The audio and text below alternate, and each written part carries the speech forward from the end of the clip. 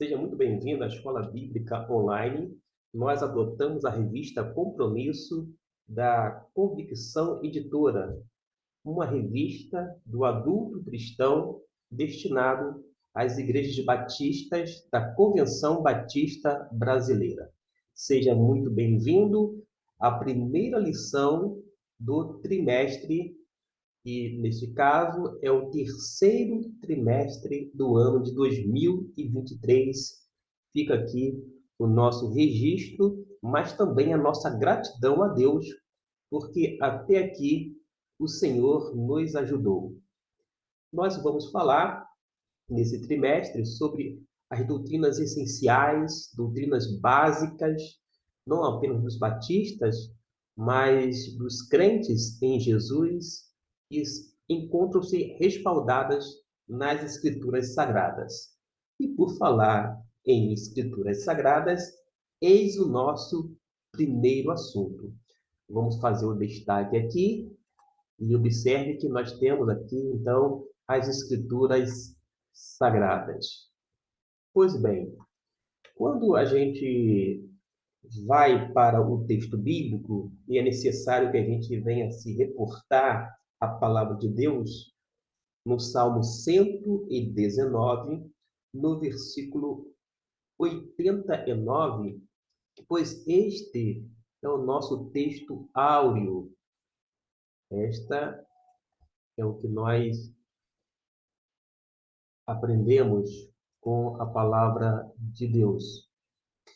Nosso texto áureo, Salmo 119, 89, que nos diz assim: Para sempre, ó Senhor, a tua palavra permanece no céu. A gente pode também nos pautar, não apenas neste versículo, mas em todo o Salmo 119, Isaías 40 e também Salmo 19 e, por fim, Romanos capítulo 2. Observe que a gente pode trabalhar um pouquinho essa ideia com base no Salmo 119, 89, porque nos diz assim a revista: O Senhor Jesus Cristo declarou: Vós examinais as Escrituras, pois julgais ter nelas a vida eterna, e são elas que dão testemunho de mim, conforme o registro sacro em João capítulo 5, versículo 39. O salmista, numa declaração poética, diz: Senhor, tua palavra está firmada para sempre nos céus. Ora, a gente percebe isto porque se torna até mais bonito por se tratar de uma poesia. Gente, poesia é algo belíssimo. Que coisa bonita! E graças a Deus que tem uma porção significativa da palavra de Deus tão somente nesse estilo literário, poesia. Eu quero aproveitar e dar uma dica para você, aluno da Escola Bíblica Dominical, ou ainda você, professor, quando não, diretor da Escola Bíblica. Como é que a gente interpreta, vou dizer assim, cada salmo? Ora, a gente precisa atentar para o gênero literário, é o estilo poético ou o gênero de poesia. E, por esse motivo, a gente não interpreta, não vai interpretar e vai ler, vou dizer assim, versículo por versículo, para tentar entender o texto em questão. Como é que a gente então faz? A gente observa que na poesia a gente tem que ler estrofe por estrofe. E cada estrofe, vou dizer, vai conter uma ideia. Além disto, é comum nos salmos utilizarem repetições, palavras sinônimas, para que as pessoas venham ter as suas mentes, digamos assim, aguçadas através da repetição. Vou dar um exemplo aqui. Quando diz assim: Lâmpada para os meus pés é a tua palavra, luz para o meu caminho. Nesse versículo, observe que não tem duas ideias, é uma ideia só. A diferença é que a parte final está reforçando o que já foi dito anteriormente. Dito isto, a gente pode avançar e a gente vai observar que nessa lição há um desejo de estudar a Bíblia, aquilo que o texto bíblico ensina sobre o tema e o que diz a nossa declaração de fé com o texto revelado que chegou às nossas mãos e como devemos interpretá-lo. E há uma oração aqui que o Espírito Santo, que inspirou o texto das Escrituras, nos ilumine nessa caminhada de aprendizado. Eu vou dar uma pausa proposital e dizer algo sobre a declaração de fé.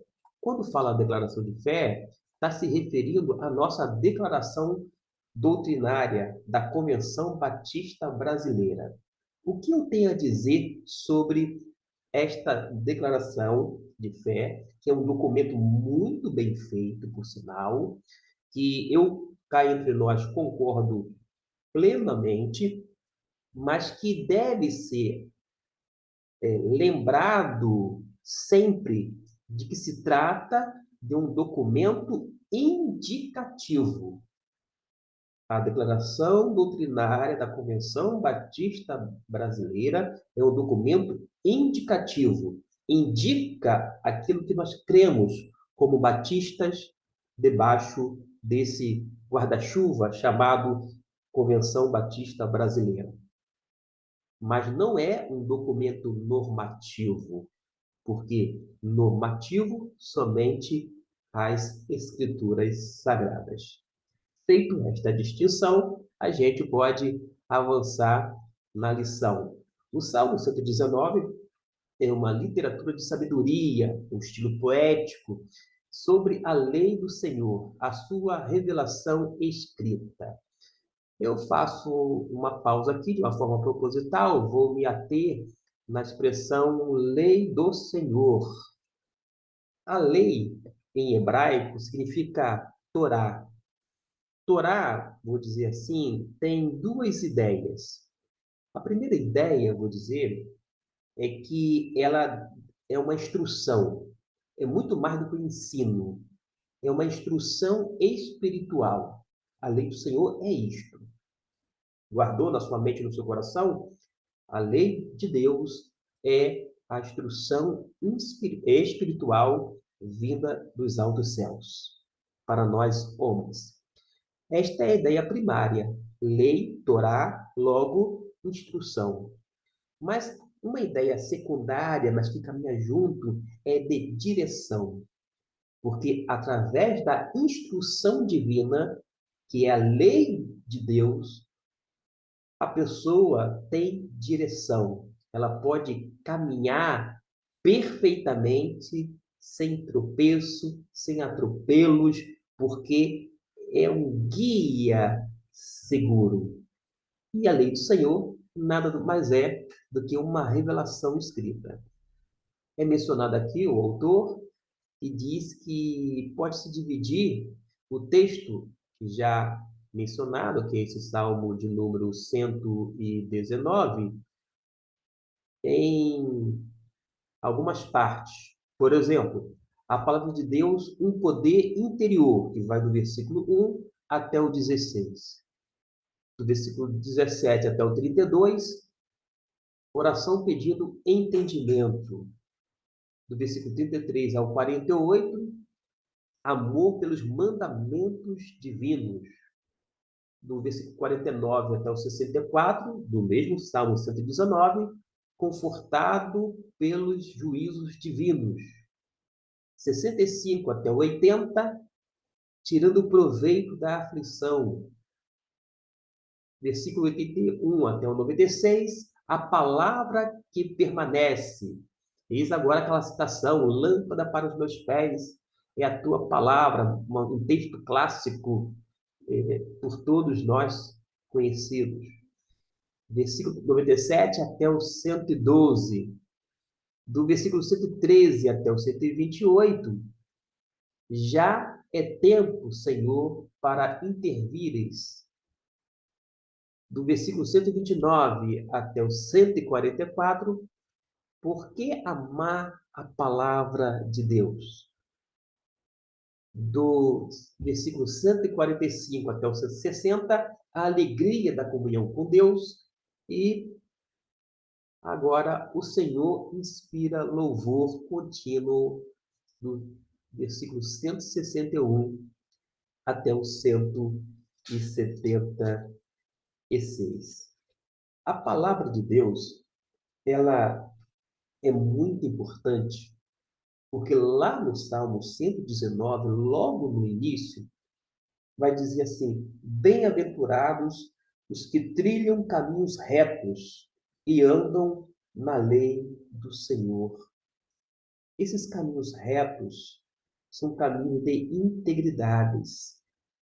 Pessoas inteiras, completas, vão trilhar por caminhos retos e, por sua vez, vão andar na lei do Senhor. Vamos para a página seguinte, que faz menção a um texto supracitado, que se encontra também no Antigo Testamento, que é o texto de Isaías, capítulo 40. Eu estou aqui localizando na minha Bíblia impressa, e ainda assim, ó, faço um destaque para você. O texto de Isaías 40. O que o autor vai nos dizer a respeito desse texto? O texto de Isaías 40 nos ensina acerca de um Deus criador e soberano, cuja palavra é eterna. Vale lembrar que nós temos uma palavra da parte do Senhor, do capítulo 1 até 39. São palavras, vou dizer assim, mais firmes, duras, mas quando a gente folheia a Bíblia e passa para o capítulo 40, que é este que o autor menciona e eu destaquei, uma cor verde, diz assim, já muda, vou dizer, o enredo, a narrativa. Consolai, consolai meu povo, diz o vosso Deus. Falai benignamente a Jerusalém e bradai-lhe que já é a sua malícia é acabada, que a sua iniquidade está expiada, é que já recebeu em dobro da mão do Senhor por todos os seus pecados. E vai ver aqui uma palavra mais de conforto ou consolo da parte do Criador. Em relação ao Salmo 119, o autor vai mencionar que revela as obras e a palavra de Deus. Uma coisa interessante é que no Antigo Testamento, quando a gente estuda a palavra de Deus de uma forma criteriosa e sistematicamente, a gente observa que Deus cria todas as coisas, inclusive o homem, através, vou dizer assim, de sua palavra. Digo, com exceção do homem, porque o homem é feito do pó da terra, mas todas as coisas são criadas pela palavra de Deus, o universo, o mundo existente. E desta forma eu faço essa correção porque eu acabei dizendo inclusive, também o homem. Mas em alusão a todo esse universo criado, Deus cria através de sua palavra. No hebraico, davar. Davar é justamente esses feitos que são realizados pela palavra de Deus. Note bem, a ideia no Antigo Testamento não é que Deus cria as coisas através do seu Santo Espírito. ou do Espírito de Deus. O Espírito de Deus, por exemplo, lá em Gênesis, capítulo 1, indica a atividade divina. Deus está agindo. Esta é a ideia quando a gente compreende adequadamente não apenas o hebraico, mas toda a concepção da época quando esse texto foi escrito e, por sua vez, escutado pelas pessoas. Por causa de quê? No Antigo Testamento, Deus cria todas as coisas, vou dizer assim, através de sua palavra. E não é à toa que há tanta repetição. E haja luz, e houve luz. E haja isso, e houve isso. E assim por diante. Vai havendo as coisas mediante o davar, isto é, a palavra de Deus. Deus cria no Antigo todas as coisas, o universo, o mundo, através da palavra de Deus. E é um texto, o Salmo 19, um texto poético de grande profundidade. A nossa resposta deve ser de adoração ao Deus Criador e sustentador de todas as coisas em Cristo Jesus. Vou frisar aqui, de uma forma proposital, a adoração. Não está no script, mas eu vou falar um pouquinho. Tem gente que pensa que se o homem não adorar a Deus, coitado da divindade, do eterno, ele ficará tão tristinho, tão carente, tão sozinho, nada disto. Deus, ele já é pleno, completo por si mesmo, nessa essência divina, nesse enter que é. Deus não precisa, vou dizer assim, da adoração. Quem necessita de adorar um ser transcendente, superior, sempre foi e será o homem. Nós que precisamos adorar um ser ou um ente, uma divindade. Desta maneira, a gente precisa pensar direitinho, porque essa questão de adoração é uma necessidade nossa. Logicamente, que uma vez que o homem necessita e Deus requer, estabelece vários elementos neste ato de culto. Dito isto, a gente avança e faz menção aqui ao texto de Romanos capítulo 2, que ensina o julgamento pertence a Deus, do versículo 1 até o 11. O Senhor é aquele que examina perfeitamente os corações, do 12 até o 20. Ele requer obediência sincera, do versículo 21 até o 29.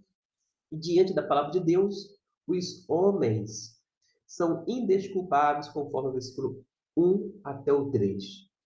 Os textos, que são aqueles três que compõem o texto bíblico da lição, nos ensinam que a palavra de Deus exerce o seu poder na criação, salvação e no julgamento do homem. Por meio de quem? Por meio da pessoa bendita de Cristo Jesus, Senhor nosso e Deus nosso. Vamos falar um pouquinho sobre o que são as Escrituras Sagradas? As Escrituras Sagradas, a gente vai trabalhar esse tópico aqui, vou fazer o destaque. Deixa agora,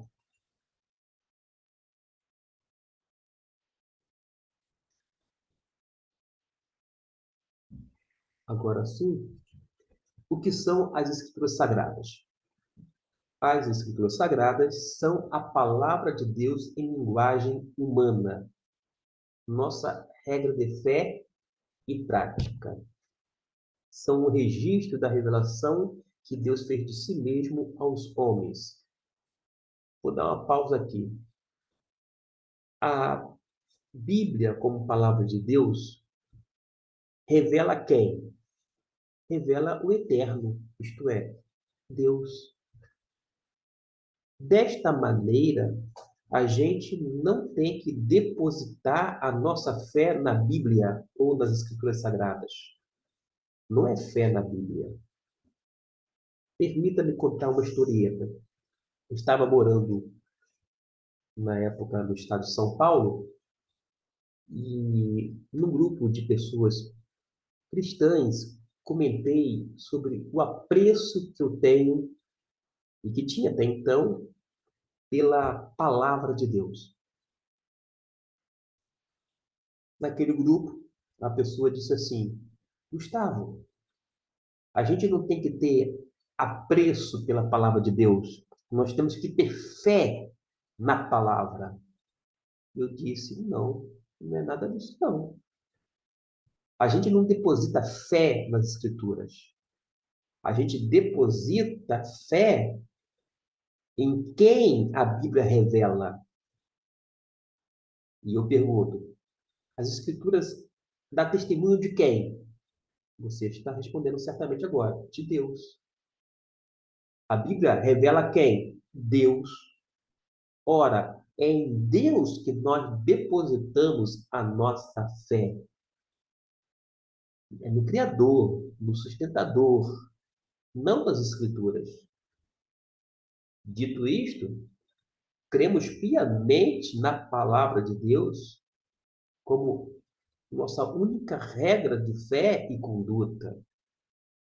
É um documento de fé fidedigno, autêntico, cuja revelação, que é o conteúdo, é inspirado pelo próprio Espírito Santo, sem dúvida alguma. Ainda assim, a gente não coloca fé na Bíblia ou deposita fé nas Escrituras Sagradas, mas naquele em que as Escrituras ou a Bíblia apresenta, revela, isto é, dá testemunho, Deus, o Eterno. E, continuando agora aqui, sendo Deus o seu verdadeiro autor, as Escrituras foram escritas por homens inspirados e dirigidos pelo seu Santo Espírito. Eu, particularmente, eu utilizo alguns termos de uma forma muito meticulosa. Enquanto eu estou falando contigo, eu estou também abrindo aqui a palavra de Deus no texto de Pedro, para ver como é que se encontra nesta versão, da versão revista e corrigida da imprensa bíblica brasileira. Eu, particularmente, gosto bastante da versão revisada da imprensa bíblica brasileira e, posteriormente, da Almeida século XXI. Para quem não sabe, a Almeida século XXI nada mais é do que uma revisão da versão revisada da imprensa bíblica brasileira. É porque a Juerp deixou de existir, não é isto? Você que acompanha no Arraial Batista, e houve uma continuidade do trabalho das pessoas, e eles então fizeram a Almeida século XXI, uma Bíblia que a minha filha, por exemplo, é universitária e adota. Quando eu fui no Congresso dos Pastores, recentemente comprei uma versão para ela, da Almeida século XXI, e o que fiz? Peguei a minha, porque ela reutilizava a minha versão. É para ela a melhor versão, a qual ela tem um apego enorme e uma linguagem que fala com ela de uma forma mais clara, facilitando, portanto, a compreensão das Escrituras Sagradas. Aqui na carta de Pedro, no capítulo 2, versículo 1 até o 21, em minha Bíblia, está da seguinte maneira: diz assim a palavra do Senhor, no versículo 21. Porque a profecia nunca foi produzida por vontade de homem algum, mas homens santos de Deus falaram inspirados pelo Espírito Santo. Eu faço apenas uma distinção.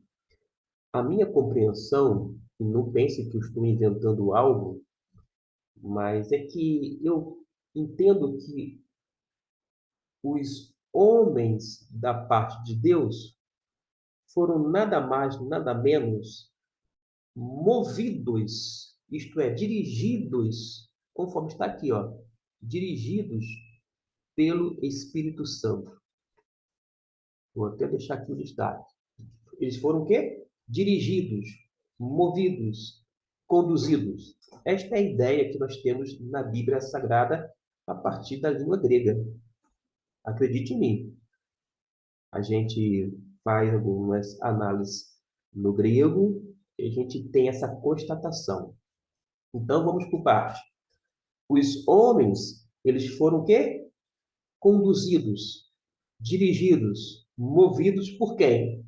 Por ninguém mais, ninguém menos do que a pessoa do Espírito Santo de Deus. Eis a minha ênfase. Agora, quando se trata de inspiração, eu entendo que quem foi inspirado foi justamente o conteúdo da revelação, o teor da revelação foi inspirado. E os homens foram dirigidos, conduzidos pelo Espírito Santo. Em relação à inspiração da Bíblia, que eu entendo que a Bíblia é inspirada por Deus, esse conteúdo, essa mensagem divina é inspirada pelo Espírito Santo, alguém vai utilizar de que a ideia da inspiração está sempre associada com aquele sopro. Provavelmente não seria aquele sopro. Imagine só, eu estou com a Bíblia aberta e eu começo a soprar assim, para dentro do livro. Esta é a ideia. Tipo, soprar para dentro. Parece-me que não é dessa forma, só para entendimento nosso. Imagine só agora, você coloca a Bíblia de lado, vou dizer assim, em vez de estar naquela parte, né, você abre de uma forma normal, você pega com as duas mãos, correto? Está aberto com as duas mãos. Você vira, ó, vira um pouquinho, coloca à sua frente, só para que você venha, pelo menos, fechar os seus olhos e imaginar a cena. Claro que era outros materiais, não era essa Bíblia, esse papel que nós temos, mas quando Deus sopra sobre o teor, sobre o conteúdo, sobre essa mensagem que foi devidamente registrada, esse sopro, ele sopra, vou dizer assim, pelas páginas das Escrituras. É esta a ideia que eu tenho em mente. Através de quê?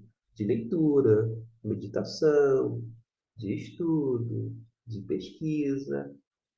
Não é aquela ideia que soprou para dentro, e sim foi soprando pelas páginas, ou seja, pelos conteúdos que foram deveras inspirados por quem? Pelo Espírito Santo de Deus. E os homens? Os homens foram movidos ou conduzidos ou ainda dirigidos pelo Espírito Santo. Eu faço essa distinção. A Bíblia é inspirada, isto é, o seu teor, e os homens foram conduzidos ou movidos pelo mesmo Espírito. Dito isto, elas têm por finalidade revelar os propósitos de Deus. É o que nos diz aqui a palavra do Senhor. A gente observa o seguinte, que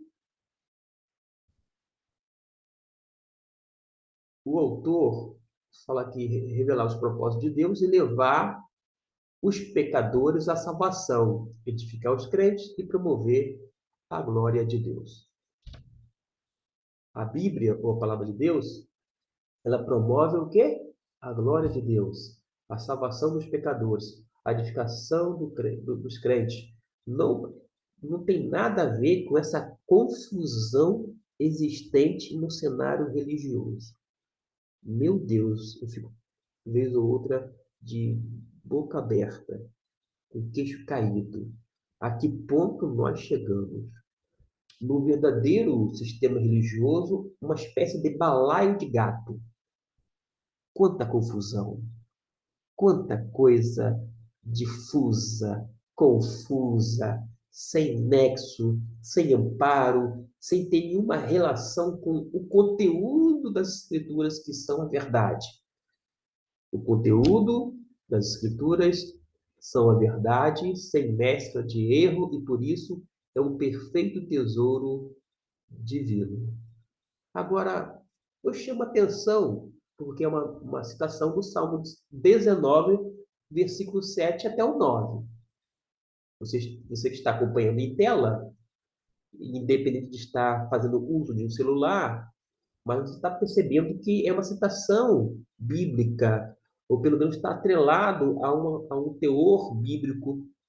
Acontece, meus irmãos, minhas irmãs, por mais perfeita, e de fato é perfeita a palavra de Deus, isso não significa que o meu pensamento a respeito da palavra de Deus necessariamente está em perfeita consonância com o ensino escriturístico.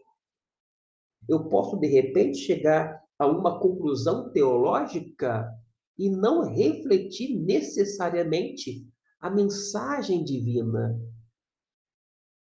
O fato da Bíblia ser sem mescla de erro, ser verdadeira e perfeita para a instrução da nossa vida, não significa que a nossa interpretação é sempre perfeita. Por isso que a gente tem que fazer do estudo algo diário, do cotidiano, portanto. A gente precisa ler, e ler é entender. Precisa ler, entender e interpretar. Se a gente lê e interpreta corretamente, a gente vai entender a mensagem. Agora, se não há entendimento, é porque nós estamos falhando na leitura e, da mesma forma, na interpretação. A leitura precisa ser feita o quê? De maneira cuidadosa, atenciosa, observando, por exemplo, como literatura, porque é a Bíblia, é a revelação de Deus em linguagem humana, que os escritores fizeram uso de diversos gêneros literários. Desta maneira, a gente não pode pegar os salmos, essa coleção, e interpretar como se fosse uma narrativa, interpretando da mesma forma que a gente interpreta os evangelhos, ou ainda o livro de Apocalipse, cujo estilo literário é literatura apocalíptica. O autor prossegue dizendo: revelam o destino do mundo e os critérios pelos quais Deus julgará todos os homens. As Escrituras são autoridade única em matéria de religião, fiel padrão pelo qual deve ser aferida a doutrina e conduta dos homens. Ela deve ser interpretada sempre à luz da pessoa e dos ensinos de Jesus Cristo. Ora, gente, concordo plenamente com isso. Agora, para a gente fazer isto, é necessário o quê? Ter competência e ler e interpretar adequadamente os evangelhos, para que a gente conheça realmente quem é Jesus de Nazaré, quem é a pessoa dele, santa, bendita, portanto, mas também entender que ele é Senhor, que ele é mestre, que ele é o nosso Deus, o qual nós nos colocamos de joelho em adoração, inclusive, e perceber que os ensinos de Jesus, por mais simples que sejam, são ao mesmo tempo profundos. A gente precisa compreender melhor quem é Jesus, o Jesus da Bíblia, o Jesus de Nazaré, e não ficar, vou dizer, só na dependência de gurus religiosos, de homens ou mulheres de Deus, mas assumir essa responsabilidade de estudar seriamente a palavra do Senhor. Para tanto, eu quero propor aqui o seguinte: independente se você tem 10 ou 20 anos de vida cristã, você precisa não apenas de uma versão de Bíblia, e uma versão que esteja, vou dizer assim, em consonância com o seu grau de instrução, para que você venha entender, porque não adianta ter uma versão rebuscada, difícil, que você vai ter que ler toda hora, cada palavra, ler e parar e ir para abrir o dicionário. Se você não tem versões mais difíceis.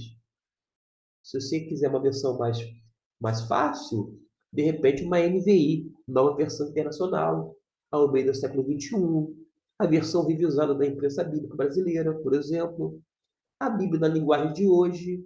Ora, tem que buscar uma versão, primeiramente, que você compreenda, porque ler e não entender, não saber o sentido das escrituras, pode indicar que você está com uma versão que não atende à sua real necessidade como leitor, independente de ser um leitor mediano ou não, gente.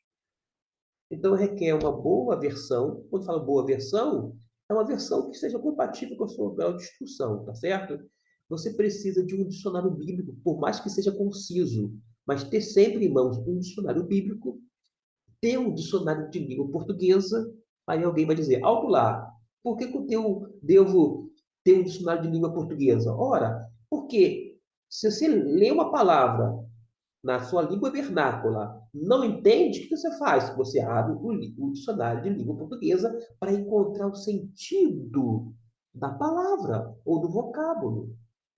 Você precisa, vou dizer, ter uma introdução do Antigo ou do Novo Testamento e depois fazer uso, quer de Bíblia de estudo, se você desejar, ou quando não, adquirir, nem que seja um comentário bíblico. E hoje você consegue adquirir um bom comentário que aborda basicamente todos os livros da Bíblia, com um pouco mais de 2.000 páginas, por exemplo, com um valor razoável, melhor do que você investir um dinheiro enorme em comentários caríssimos e que você não vai fazer uso deles no dia a dia. Mas fica aí essa sugestão. De qualquer forma, uma das máximas da reforma protestante, lembra de 1517, lá com Martim Lutero? É sola escritura, isto é, só a escritura ou somente a escritura. A escritura ou a palavra de Deus é suficiente. Aliás, foi bom falar isto e atentar para a maneira que foi escrita aqui, ó. Eu estou destacando aqui a palavra que escritura. Claro que vai depender de livro para livro, mas geralmente quando se refere, principalmente se for vindo de autores da época da Reforma Protestante, quando menciona escritura no singular, está dizendo justamente, enfatizando essa ênfase, essa autoridade. Somente a escritura é a autoridade. Ou ainda, a escritura é autoritativa. Esta é a ideia. Por extensão, ela é suficiente. Ela basta. A gente não precisa de mais nada. A gente só depende da Bíblia como palavra de Deus. E quando fala ela não precisa de mais nada, alguém vai dizer assim, mas vem cá, você não está utilizando uma revista de escola bíblica dominical? Como é que não precisa de mais nada? Você mesmo sugeriu aí livros, dicionários, introdução disso, daquilo outro, e agora vai dizer que ela é suficiente? Ora, todos esses recursos, assim como esta revista, a qual está sendo projetada aqui, a lição de número 1, nada mais é do que um auxílio. A gente não estuda necessariamente a lição, a gente estuda a Bíblia. E antes de falar algo aqui, a respeito da Bíblia é algo da vivência, é algo que a gente lê, entende, compreende e passa adiante. Mas ainda assim, nós cremos na suficiência das Escrituras. Aí agora a gente vai para o próximo tópico, que vai falar como surgiram as Escrituras Sagradas e como chegaram até nós. A gente vai ser mais rápido, vamos fazer apenas a leitura para ganhar tempo. E veja bem, as Escrituras Sagradas têm chegado até nós depois de resistir a séculos de perseguição, de questionamento da sua autoridade e de todas as tentativas de desconstrução de sua integridade em revelar ao homem toda a vontade de Deus em Cristo Jesus. Apesar de ser divina, ela é humana. O teor é divino. Foi inspirado pelo próprio Espírito Santo, como eu já disse. Mas Deus se valeu e utilizou de homens santos da parte dele, que foram o quê? Conduzidos, movidos por quem? Pelo Espírito Santo de Deus. Aí o pensamento é divino, a revelação é divina, mas a expressão da comunicação é humana, porque vai usar seres humanos, mas homens santos da parte de Deus. E nesse contexto de surgimento das Escrituras, surge a palavra cânon, que significa a lista de livros contidos no texto inspirado, aqueles textos que nós entendemos que são inspirados pelo Espírito Santo de Deus. São os livros reconhecidos e dignos de serem considerados sagrados e usados numa comunidade de adoradores. As Escrituras Sagradas foram escritas por cerca de 40 homens diferentes, no período de aproximadamente 1.600 anos. Tudo que se refere a datas são datas prováveis, aproximadas, tá, gente? Nunca uma data exata. Pode ter sido um período de 1.500 anos, 1.600, 1.800 e assim por diante. Alguns autores chegam a dizer que foram 44 homens que foram, vou dizer, conduzidos dentro desse processo escriturístico de produção, entendeu? Agora a gente precisa realmente ter os pés no chão. E uma informação importante aqui para vocês. O cânon que nós temos dos 27 livros do Novo Testamento só foi, vou dizer assim, estar consolidado no século IV, tá bom? No século IV.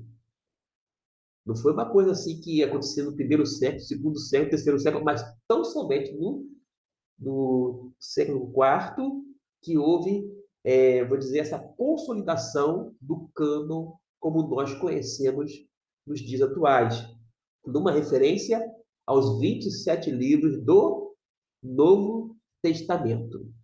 Dito isto, a gente pode ir para o próximo tópico, que fala como devemos interpretar e vivenciar as Escrituras Sagradas. Por quê? Por mais que ela seja perfeita, seja inspirada, ela seja isto e aquilo outro, se nós não soubermos interpretar corretamente, a gente vai fazer uma maior lambança. A gente vai realmente deixar muito a desejar e só vai causar o quê?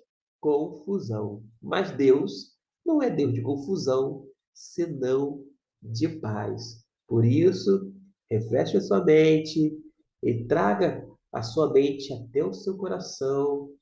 Mantenha firme os seus pés no chão, mas com essa mente reverente, se volte para a leitura atenciosa, cuidadosa, para a meditação, para o estudo, para por aí, nananina não. Prossiga através da pesquisa bíblica. Vamos então ao próximo assunto da nossa revista, conforme está aqui. A base para a sua interpretação é o seu próprio texto. A gente precisa evitar de entrar de uma maneira, entre aspas, viciada. A gente já tem uma ideia pré-concebida o entendimento e já vai para o texto introduzindo estas ideias, essas coisas que se encontram na nossa mente, quando não no nosso coração. E quando menciona o coração, vale frisar que a própria Bíblia diz que o coração do homem é enganoso. Mas o Espírito Santo, ele inspirou os seus autores, ou melhor, ele conduziu os seus autores, inspirou o conteúdo das Escrituras em seus respectivos contextos, e para compreender e colocar as Escrituras em prática na vida diária, precisamos de quê? Da iluminação do Espírito Santo. O Espírito Santo de Deus, ele vai trabalhar na nossa mente através da iluminação. É isto que o Espírito Santo de Deus vai fazer. Iluminar a nossa mente. Essa iluminação, a gente vai observar que é da parte do Espírito Santo. Ele vai trabalhar justamente aqui, na mente. A gente confunde, acha que é tudo coração. Quando fala assim, coração, a gente associa o quê? Coração com emoções. Acontece que lá no Antigo Testamento, as pessoas pensam com o coração e sentem com as entranhas. No popular, ou a grosso modo, diria, com as tripas. É isso. E quando menciona amar a Deus de todo o coração, não é com esse coração, esse órgão físico aqui, e com aquela ideia de que a gente fala de coraçãozinho, fala que ama, manda emoji, né? De coraçãozinho, tal, tal, tal. Nada disso, gente. É com o pensamento. Aí o Espírito Santo trabalha na nossa mente. As leituras particulares, por exemplo, das Escrituras, a gente vai observar essas leituras particulares, é pública das Escrituras e devem ser precedidas pela oração. Naturalmente que ninguém vai, vou dizer assim, se aventurar a ler a Bíblia de qualquer maneira. Se você compreende que a Bíblia é um livro sagrado, a sua vida, na verdade, vai ser regada à oração. Você vai ter uma vida de oração. Você não vai orar esporadicamente. Você não vai orar também sempre para a sua própria conveniência. Nada disso. Você vai ter uma vida de oração e, conforme o apóstolo Paulo diz, orar sem cessar. Ter uma vida de oração. E você, claro, precisa orar, pedindo que Deus ilumine sua mente, pedindo para que Deus lhe dê entendimento daquilo que já está devidamente registrado nas Escrituras Sagradas. O autor prossegue dizendo que uma razão pelo menos mais significante para a necessidade de interpretação das Escrituras, acha-se na sua própria natureza. Historicamente, a igreja tem compreendido a natureza das Escrituras e de muito semelhante à sua compreensão da pessoa de Cristo. A Bíblia é, ao mesmo tempo, humana e divina. E vai citar aqui o Lade, que é um teólogo bastante importante na área, principalmente do Novo Testamento. Ele trabalha bastante essa área que eu mencionei agora, mas ele vai chegar a dizer que a Bíblia é a palavra de Deus dada nas palavras de, coloca entre aspas, né, pessoas na história. E esta natureza dupla das Escrituras Sagradas que exige da nossa parte a tarefa de interpretação. E Lutero, Martinho Lutero, lá da Reforma Protestante, afirma que a Bíblia não deve ser simplesmente citada ou conhecida, mas vivida e sentida. E outra coisa, é, quer um estudo bíblico, quer uma pregação, ela não é bíblica porque há uma série de citações bíblicas ou referências das Escrituras. Vou citar aqui um autor, C.S. Lewis, que escreveu até o Nárnias, né? Crônicas de Nárnias, por exemplo. Ele é um autor evangélico e quando ele escrevia os seus livros, ele não utilizava nenhuma referência bíblica, não citava a Bíblia de uma forma direta, mas ele era altamente bíblico, o teor da sua obra.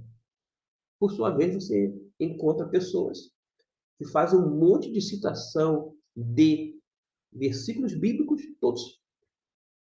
Ou quando não, fora do contexto, aplicado de uma maneira indevida, ora deturpando, ora, vou dizer assim, dando um outro significado. Em outras palavras, o fato da pessoa citar um caminhão de versículos e despejar sobre você ou perto de você não significa que é uma mensagem, um estudo essencialmente bíblico. Há uma citação aqui a um dos grandes teólogos batistas do passado, Manes, eu quero fazer menção aqui, Augustus Strong, por exemplo. O Manes é outro, este aqui que é mencionado, ó, Manes. Esse Manes, ele vai falar assim, ó, Jesus Cristo é a chave para a interpretação das Escrituras. Ou seja, é a chave hermenêutica das Escrituras, Jesus Cristo. Quer conhecer as Escrituras melhor, adequadamente? Conheça também, corretamente, quem é Jesus de Nazaré, isto é, a sua pessoa, as suas obras e os seus ensinos. Compreendendo Jesus corretamente, você vai, vou dizer assim, abrir as Escrituras Sagradas e ter uma noção, quando não exata, mas próxima daquilo que é devidamente registrado. Eu digo assim, mais próximo porque nem sempre a gente vai ter êxito e vai poder dizer assim, olha, desta maneira, a gente chega a essa conclusão. Pode ser que seja verdadeiro, pode ser que seja falso, a nossa conclusão, pode ser que seja parcialmente falso ou parcialmente verdadeiro, vai depender muito da situação. Mas a gente precisa utilizar, sim, um método de interpretação e ter essa chave hermenêutica numa referência à pessoa de Cristo Jesus. Vai falar aqui sobre duas tarefas essenciais para o intérprete das Escrituras ou da Bíblia. E a gente precisa entender que, por mais que a Bíblia, a gente tenha esse acesso livre às Escrituras, a gente não pode fazer uma livre interpretação, interpretar segundo o nosso bel prazer, segundo o que nós achamos que seja certo. Não. A primeira tarefa, que essa palavrinha um tanto difícil, exegese. Exegese é uma palavrinha que é uma arte de extrair do texto ou exame do texto lá, escrito num determinado contexto. É o estudo cuidadoso e sistemático das escrituras para descobrir o significado original que foi pretendido. Ora, quando você faz uso da exegese, você vai ter que recorrer ao grego e ao hebraico. Também aquela porção lá em aramaico, porque tem textos da Bíblia, poucos, é verdade, mas que foram escritos em aramaico. Mas quem manja um pouquinho do hebraico não vai ter dificuldade com o aramaico, que são línguas bem, vou dizer, próximas, co-irmãs, vou dizer assim, e você pode ter uma compreensão adequada sem maiores dificuldades linguísticas. Agora, acontece que, se você não tem um conhecimento do grego e do hebraico, o que você tem que fazer? Se valer de um bom comentário bíblico, um comentário que faça jus, vou dizer assim, ao texto bíblico. Eu, particularmente, eu não compro, tá? Dicionário não, comentário devocional, de cunho devocional, eu não compro. O que eu já adquiri na minha vida cristã, na minha vida acadêmica, é sempre comentário exegético. No início é mais difícil de compreensão, mas com o tempo a gente acostuma, com o próprio linguajar teológico. Naturalmente que eu não estou utilizando aqui um linguajar teológico, porque senão muita gente não vai entender e vai desistir de continuar assistindo o vídeo e, por isso, perder a oportunidade de conhecer um pouquinho mais algumas ferramentas. A exegese é uma delas. Então, se você não tem o grego e o hebraico, noção pelo menos, tenha um bom comentário exegético que vai fazer o uso melhor possível das línguas originais, do seu contexto, e entender o texto de acordo com o significado escriturístico. Uma outra ferramenta, ou uma outra coisa que é importante, é chamada hermenêutica. A hermenêutica é a arte da interpretação. Aqui ele coloca no aqui e agora. Ela abrange o campo inteiro da interpretação, inclusive a exegese, sendo também usada no sentido mais estreito de procurar a relevância contemporânea dos textos antigos. Ele prossegue dizendo que a hermenêutica apropriada começa com a exegese sólida. Resumindo, a exegese é o texto lá, quando foi escrito, e a hermenêutica é o texto cá, em nossos dias, nosso contexto. E a interpretação bíblica não reinterpreta as escrituras, mas contextualiza as suas verdades sem perder a essência da sua inspiração e revelação. O que eu poderia dizer sobre essa questão de hermenêutica, exegese?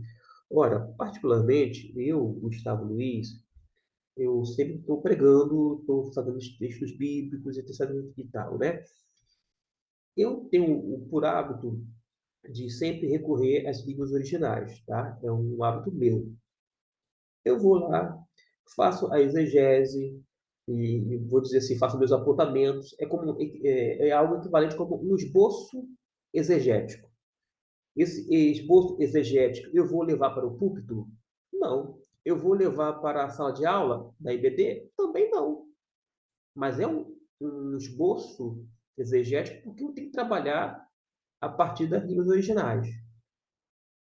Depois que eu fiz a leitura, naturalmente, orei, fiz esses apontamentos, que eu estou chamando aqui de um esboço exegético, eu vou preparar um esboço que vai servir como base para a mensagem, para a pregação, que vai ter, claro, um tema, um princípio, um meio e fim. Não é isso dessa forma, não, mas só para você ter uma ideia. Acontece que, antes mesmo de trazer a aplicação para a vida das pessoas, eu tenho que interpretar. Eu tenho que entender e interpretar. Às vezes a gente acha que é tudo a mesma coisa, mas não é.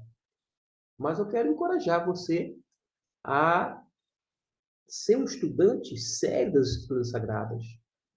Adquira ferramentas que sejam úteis para a sua vida. A pergunta que eu sempre coloco não é quantos livros você tem, mas quais são os livros que você tem. Se você tiver alguns livros chaves, essenciais, gente, você estará bem servido. Por outro lado, você pode ter um monte de livros bíblicos, mas não fazer o bom uso deles. E outra coisa, o brasileiro, via de regra, eu queria dizer de uma forma bem diferente, mas via de regra, lê pouco e lê mal. Se você lê algo e não entendeu, é sinal que você não sabe ler. Você precisa aprender a ler. E cá entre nós, ler é uma arte. Tem até um livro, A Arte de Ler, de um autor, Adler, que é muito bom. Alguns capítulos são maçantes, difíceis, pesados, mas quando você aprende a ler, você passa a entender. Aí você vai ter condição de interpretar corretamente as escrituras sagradas. Fala aqui que a redenção é o tema predominante da interpretação do texto bíblico, e este tema divide-se assim: o Antigo Testamento, a preparação do Redentor; os Evangelhos, a manifestação do Redentor; Atos dos Apóstolos, a proclamação da mensagem do Redentor; as epístolas, a aplicação da obra do Redentor; o Apocalipse, a consumação da obra do Redentor. Vivemos num mundo incrédulo, plural, cético e moral, que se fundamenta numa ética relativa, em que cada um age com base nos seus sentimentos, de cada pessoa é a sua a sua própria lei ou verdade, e a palavra de Deus determina o nosso padrão de vida. Martim Lutero afirmou: qualquer ensinamento que não se enquadre nas Escrituras deve ser rejeitado, mesmo que faça chover milagre todos os dias. Abordamos a relevância das Escrituras na formação da nossa declaração de fé e como elas chegaram até nós. São verdades que devem estar em nosso coração e motivar a nossa caminhada a cada dia. A interpretação das Escrituras Sagradas ocorre a partir delas mesmas, e o seu entendimento vem pela iluminação do Espírito Santo que as inspirou. E nesses tempos difíceis, cinzentos e tumultuados, nos quais vivemos e temos a segurança, o discernimento espiritual e a absoluta verdade das Escrituras Sagradas é necessárias, são necessárias. Nelas temos a direção segura para viver uma vida na perspectiva de Deus por meio de Jesus Cristo, no poder do Espírito Santo, sendo o quê? Sal dentro do saleiro? Não, sendo sal na terra e luz no mundo. E para refletir, tenho considerado o enorme valor das Escrituras Sagradas na minha vida pessoal e da família. Tenho sido as Escrituras tem sido as Escrituras um instrumento valioso em minha devoção pessoal? A minha percepção dos acontecimentos do mundo tem sido formado a partir das Escrituras? Ela define a minha resposta ao mundo? E, por fim, tenho utilizado a revelação escrita de Deus para testemunhar de Jesus Cristo por onde ando? Eis aí estas perguntas que merecem respostas. Que Deus lhes abençoe e até a próxima lição do trimestre deste ano de 2023.